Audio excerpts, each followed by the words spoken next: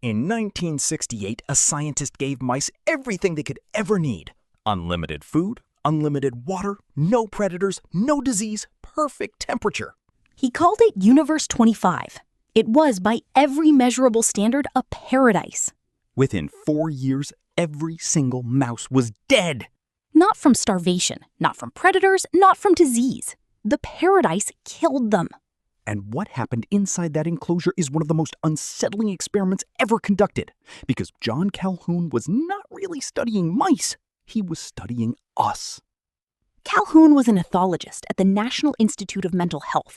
Universe 25 was his 25th attempt at creating a rodent utopia. He already knew how the story ended. He had run the same experiment over and over. Every time, the same sequence unfolded. At first, the mice thrived. Their population doubled every 55 days. They ate, mated, raised young, established hierarchies. Everything a mouse does when conditions are good. The enclosure could house around 3,000 mice. The population peaked at 2,200, well below capacity. And then something strange began to happen. The social structure started to collapse. Dominant males became hyper-aggressive, attacking others for no clear reason.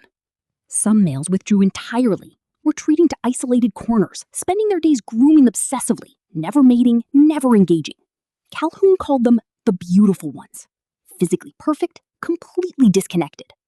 Females stopped nurturing their young. Mothers abandoned nests. Pups died within days because no one looked after them. Mice who had never been properly raised had no model for raising the next generation. An entire behavioral inheritance was being erased in real time. Calhoun named what he observed the behavioral sink. The mice were not crowded. They were well below the space limit. Resources had not run out. It was something else, something harder to name. He concluded that when all basic survival needs are met and all social roles are taken away, when there is no territory to defend, no scarcity to navigate, no meaning built into daily survival, the organism loses its sense of purpose. Without purpose, the behavioral systems that keep a social species functioning begin to dissolve. By month 21, newborn pups rarely survived more than a few days. By month 22, new births stopped altogether.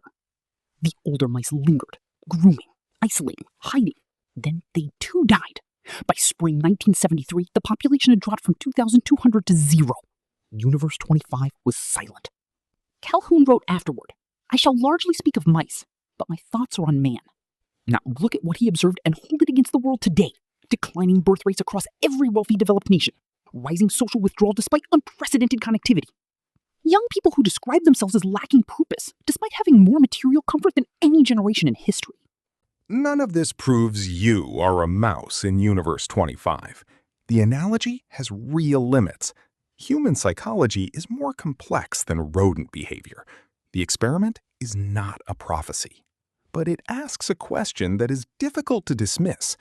What happens to a species that evolved under conditions of scarcity, challenge, and purpose when those conditions are removed?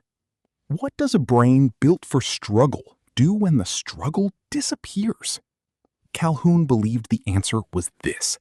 The individual dies in spirit long before the body fails. The need to overcome, to contribute, to be genuinely needed by others. These are not optional features of a human life. They are the architecture of it. Universe 25 had everything the mice needed. It had nothing they were built for. The question Calhoun left unanswered, the one he was pointing at the whole time, is whether you can tell the difference in your own life.